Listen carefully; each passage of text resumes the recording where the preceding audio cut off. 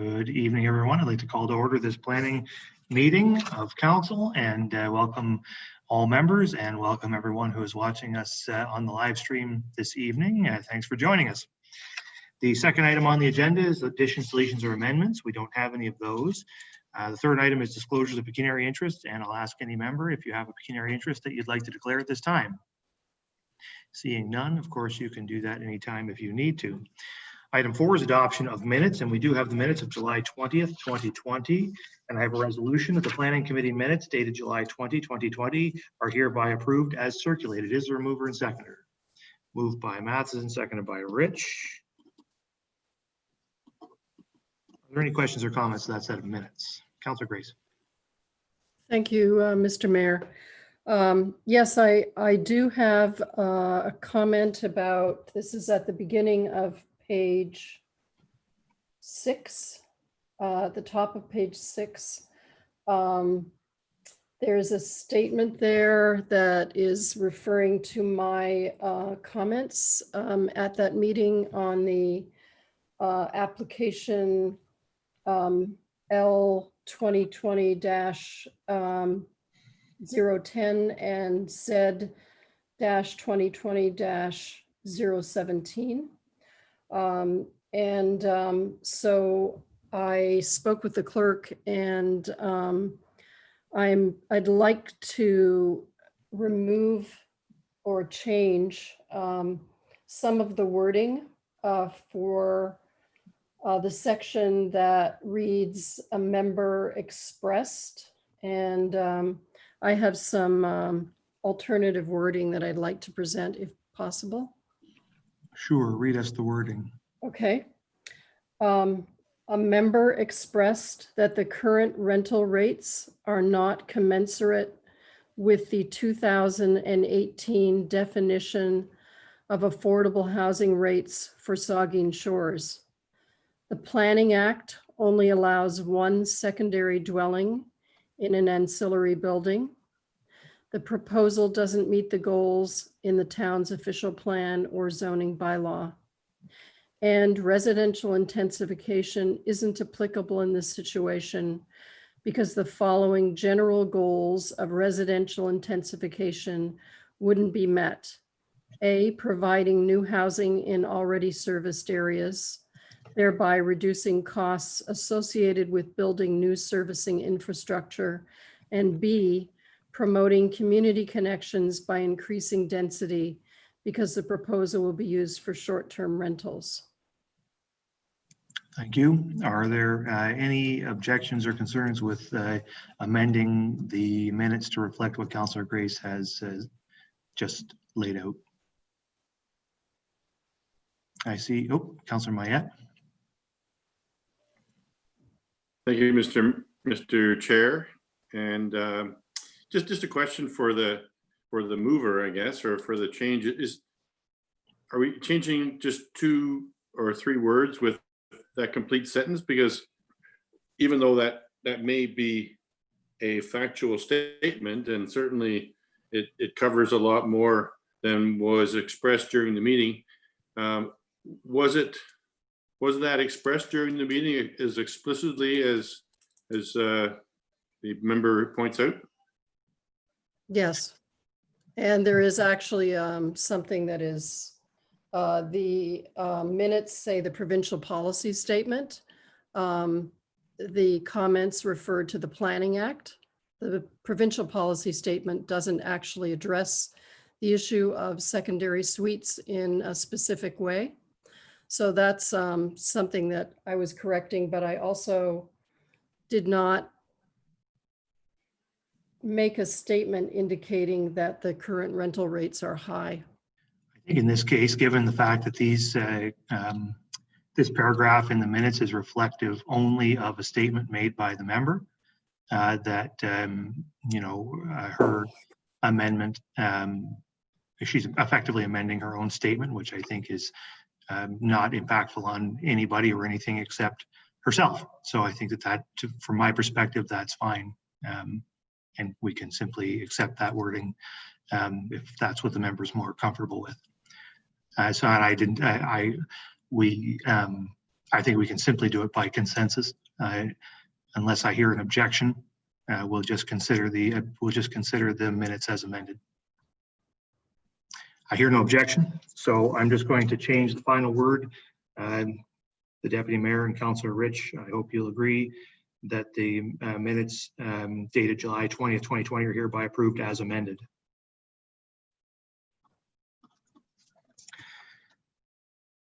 All in favor? That's carried. Okay, so that moves us then on to public meetings, and we have two public meetings this evening. Just for the information of everyone who is watching this evening, we will carry on the process as usual by first hearing from our planner. And then we will ask if the applicant has anybody to speak on their behalf or would like to speak on their own behalf. Then we will hear comments from any members of the public who may wish to speak to the applications. Then we will hear comments or preferably questions for clarification from members of the committee, at which point the public meetings will end. And I would just remind everybody that, if you want to find out more about these applications, you can contact our planner. I'm sure she'll give you the information as to how to do that so that you can keep up with these files as they make their way through the planning process. So with that, we'll move to item 5.1, Z 2020-037, Tony Lang Farms at 4659 Bruce Road 3, and we'll turn it over to which planner has this one? It's me, Mr. Chair, Daniel. All right, Daniel. Daniel. Thank you, Mr. Chair. I am just going to bring up the presentation here. Good. Okay, I think we're good. So the application is for a farm consolidation, whereby the owner, Tony Lang Farms, is going to consolidate the lands into his larger farming operation and sell or offer for sale the surplus residential property. So the zoning bylaw, or we'll start with the location, is at 4659 Bruce Road 3, just south of Burgoyne.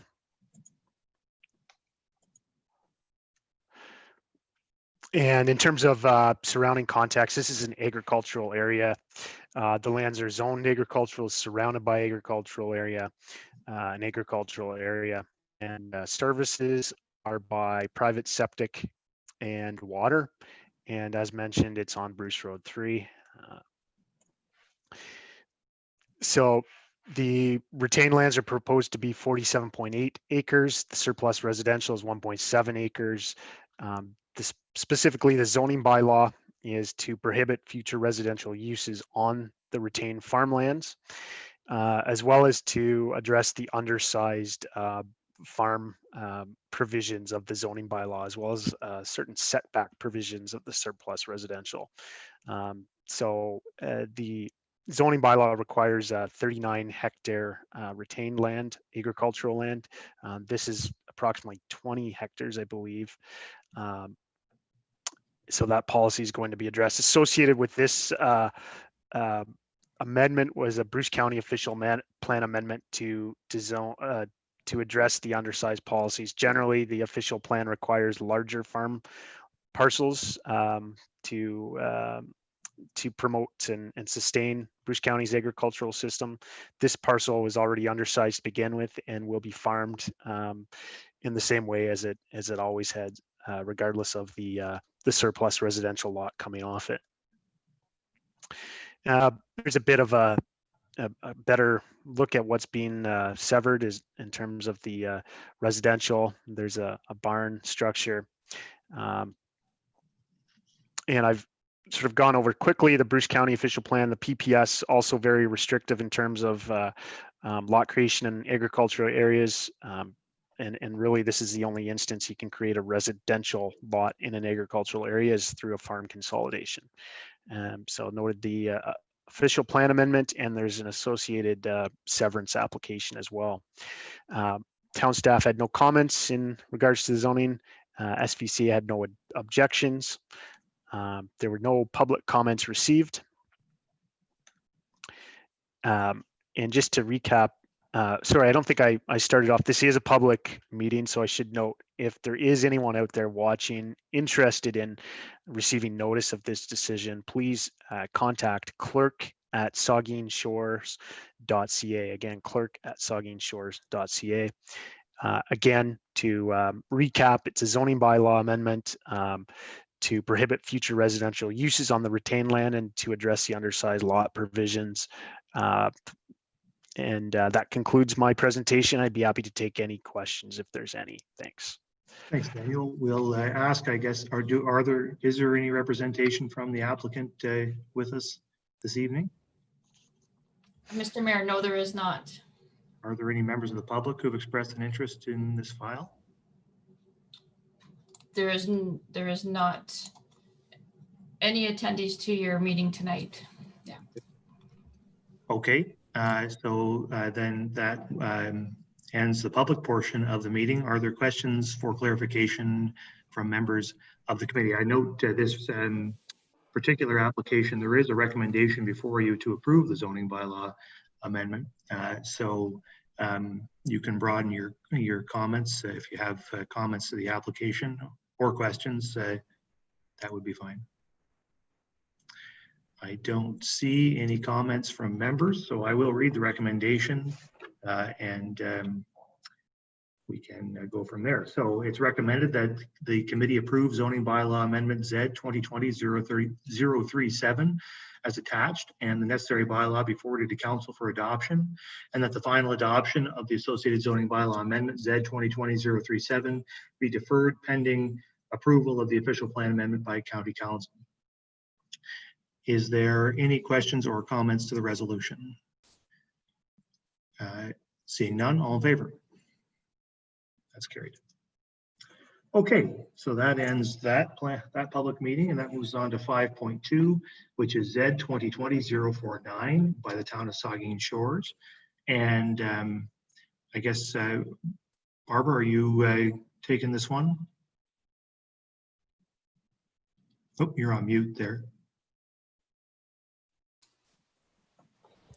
Thank you, Mr. Mayor. Good evening, everyone. I had not prepared a presentation, but I can give a summary of the report. Sure. The town wishes to amend its zoning bylaw to ensure it remained current and relevant for the town and landowners. We have considered certain uses that are presently not permitted by the zoning bylaw, but which official plan policy permits. We are seeking to incorporate some of these uses into the zoning bylaw in order to assist business startups, retention, and relocations and expansions. Specifically, the bylaw is seeking to permit transport parking, auto body shop, small-scale professional office and health clinic, and live work uses in certain zones where they are currently not permitted. Further, the amendment is seeking to add definition for live work uses. If approved, the proposed amendment would allow these uses as of right in the zoning bylaw. Furthermore, the amendment is seeking to modify the loading space provisions and as well provisions relating to outdoor patios associated with the commercial use. That's sort of the gist of the report, Mr. Mayor. Thanks very much. Do we have any, is there anybody who wants to speak on behalf of the town in this one? Jay, do you have comments that you'd like to make? No additional comments than what Barbara's expressed in her report. I will leave it for questions, and because you've heard from me on this a couple months back. Okay, Linda, are there any members of the public with us this evening who'd like to speak to this public meeting? Sorry, Mr. Mayor, we just had one person join us. It is a telephone call. And we're just trying to decipher if it was the previous application. Okay. And I'm sorry, we're just looking for confirmation on who actually has joined the meeting. Is this Tina Jackson? So, Mr. Mayor, from our previous application of Tony Lang Farms, we have Tina Jackson has just joined the meeting. Okay. Possibly you want to finish this application that you currently have before you, And with the permission of consensus of council, go back and maybe open up the public meeting to Tina Jackson. Yeah, certainly we can do that. All right, so we have no members of the public interested in the one we're on right now, though, is that correct? That is correct. So I guess that means there is no further public portion. So are there comments or questions from members of the committee? Councillor Grace. Thank you, Mr. Mayor. And I have two questions, and this is about the changes in allowing the small scale professional office and health clinic in an R1 area. My first question is about parking, and how would parking be monitored or handled? What kinds of parking restrictions would there be for this amendment? Well, firstly, the parking provisions, if I may, Mr. Mayor, parking provisions are outlined in the zoning bylaw already for the types of uses that would be permitted. However, if it's more about design, there are still requirements to address the location of parking, the specific setbacks through site plan controls. So there are the tools the town has to manage the parking, ensure it's located appropriately for these types of operations. I'm just opening the zoning bylaw as I chat, but. Okay. And do you have another question there, Councillor Grace? I do. I didn't know if Jay wanted to say something else about that, or maybe come back to him on that one. Well, if you want specifics on, say, parking on a medical clinic, I can look for it. But if in the meantime you want to ask, I can try to. Well, I could just foresee that some members of the public living in a neighborhood, an R1 neighborhood, might have concerns about too much parking associated with that kind of service in a residential area. And how would we make sure that that's appropriate? Okay, well, a couple things is there is a limit on the size of these. So I've recommended no greater than 200 square meters, I think is in the draft bylaw, 2,000 square feet. I can't remember because I've got the other document open. But how do people that are concerned? There are already opportunities for businesses such as bakeries or smaller offices or even home-based businesses in residential zones, including R1 zones, even bed and breakfasts that are, say, a traditional bed and breakfast where there's traffic in and out, meals provided, daycares. I'm just continuing to. But a health clinic, for example,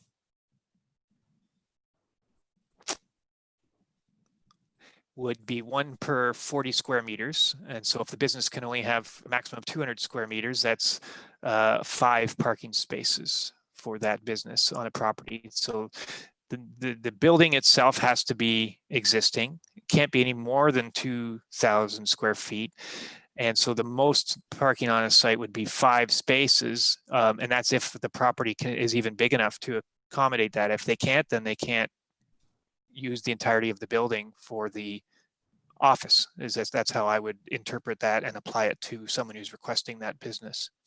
Okay, thank you. I do have one more question, and that you've already mentioned about the fact that this would occupy an existing residential structure.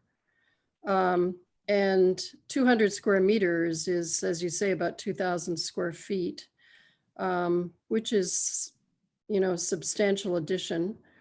My question is, would an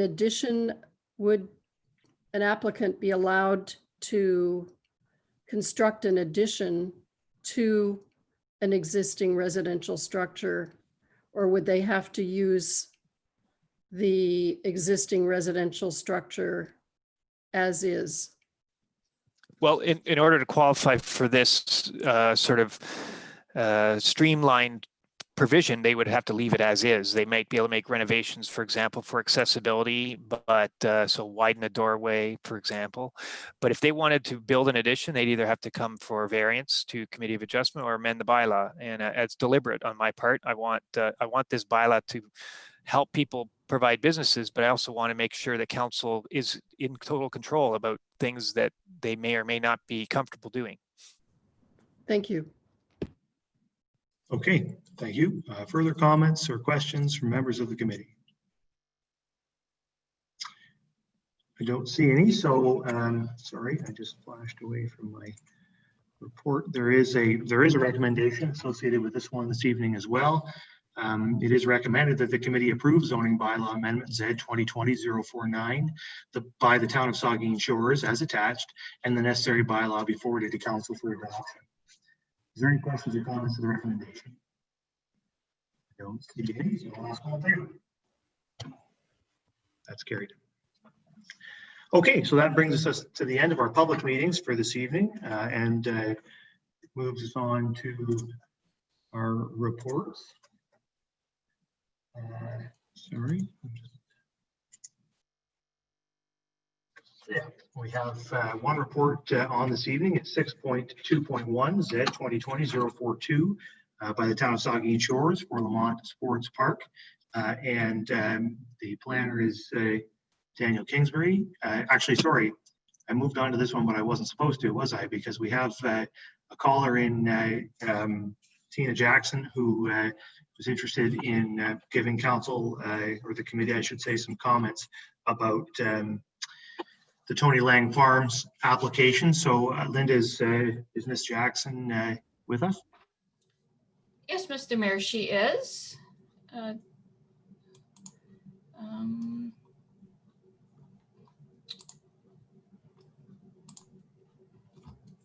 Tina, can you hear us? I don't know what you, there you go.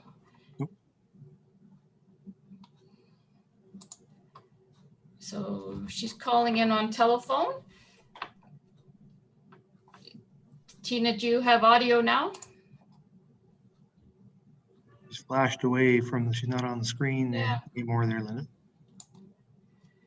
So I've been advised that she is no longer an attendee. So, well, sorry, Mr. Mayor, I guess we'll That's let all right. you know if she comes back on. Yep, that's fine. We'll move on then to 6.2.1 then. And Daniel, do you have comments for council on this report?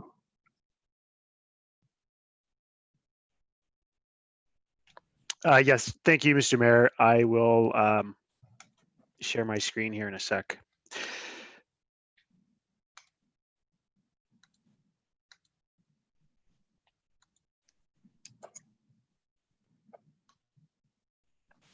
So this is the follow-up meeting to the public meeting for the Lamont Pit zoning bylaw amendment that we had last month.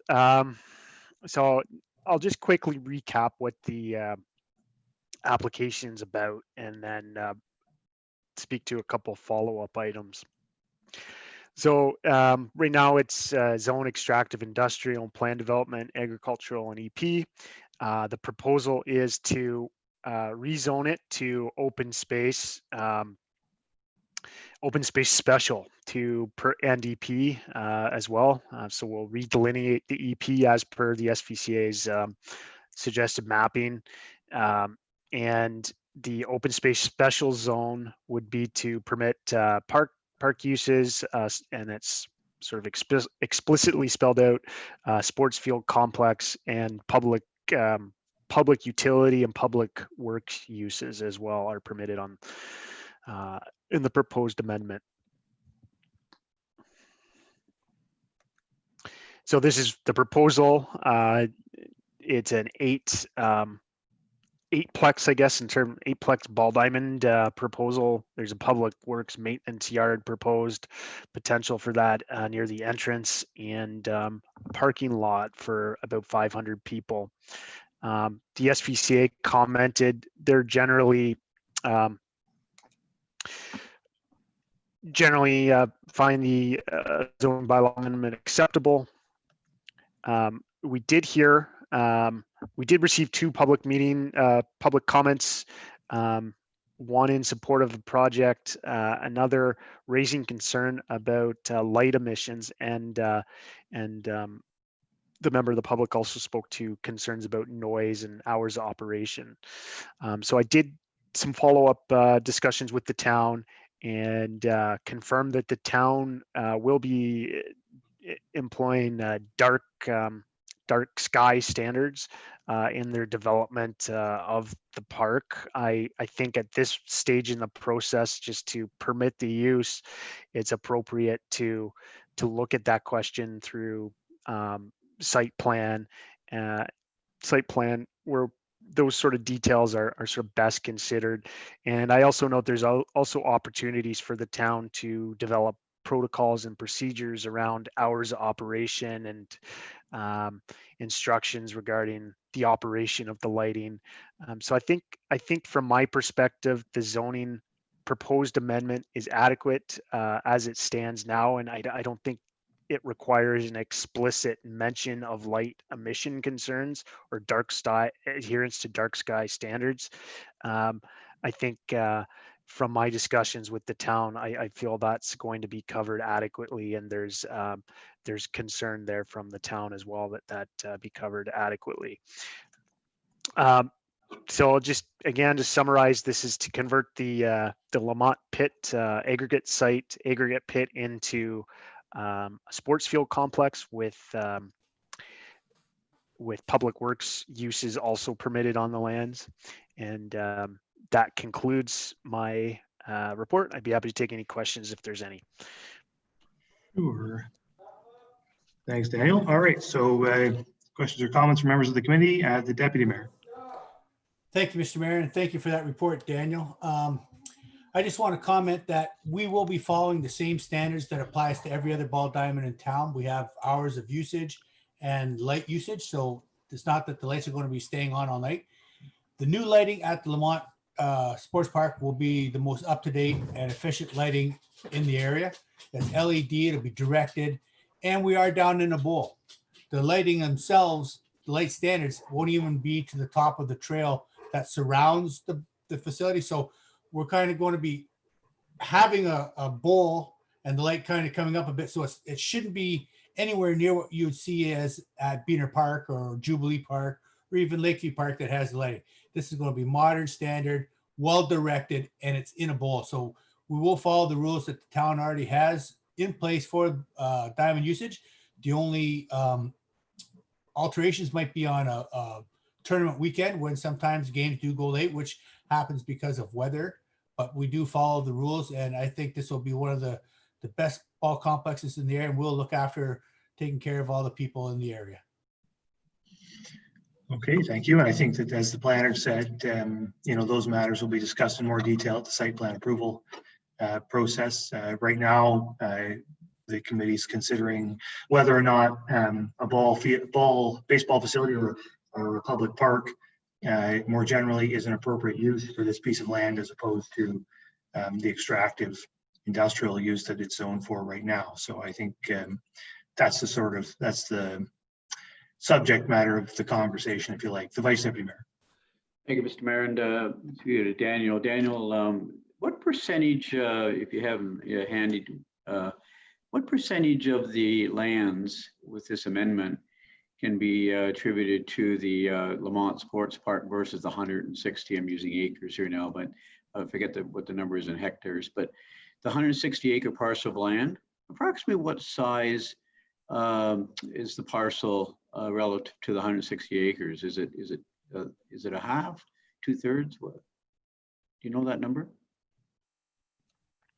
Thank you for your question. And through Mr. Chair, I don't know the precise number. If I had to ballpark it, no pun intended, I would say it's probably around 45 to it's a little under 50% of the site will be rezoned. Just looking at the mapping, it looks that way. I just was curious, but that's fine. And just a comment, and we're splitting hairs a little bit, but Mr. Mayor, on page 1 of 18, we talks about the amendment. It also proposes to permit other uses that support public works operations. And I just like to add 3 words: public works and community services operations. And I know it's splitting hairs, and it's really just for record keeping, future reference. I think the community services may have some plans out there too for work yards. Who knows?